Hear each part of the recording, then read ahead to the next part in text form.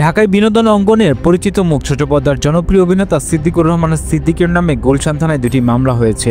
বৈষম্যবিরোধী আন্দোলনের সময়কার ঘটনায় তার বিরুদ্ধে অভিযোগ উঠেছে।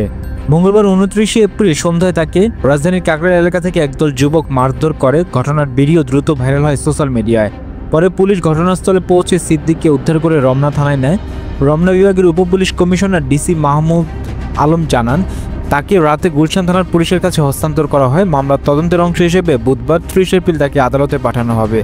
গুলশান থানার ওসি মাহমুদুর রহমান বলেন, বৈষম্য বিরোধী আন্দোলনের সময় সংঘটিত একটি ঘটনায় সিদ্দিকের বিরুদ্ধে 2টি মামলা হয়েছে। তদন্তের অংশ হিসেবে আমরা তাকে নিয়েছি। উল্লেখ্য, 2023 সালে ঢাকা 17 উপনির্বাচনের আওয়ামী লীগের মনোনয়ন নিতে এগিয়ে এসেছিলেন সিদ্দিক। দলের ধানমন্ডি কার্যালয় থেকে ফরম সংগ্রহ করে মনোনয়নপত্র জমা দেন তিনি। এছাড়াও তিনি টাঙ্গাইল 1 ও বরিশাল 3 আসনের জন্য মনোনয়ন কিনেছিলেন। এই ঘটনার সংস্কৃতি অঙ্গনে আলোচনার ঝড় উঠেছে। অনেকেই মনে করছেন রাজনীতিতে সক্রিয়তার কারণে হয়তো সিদ্দিক আজ এই পরিস্থিতির মুখোমুখি।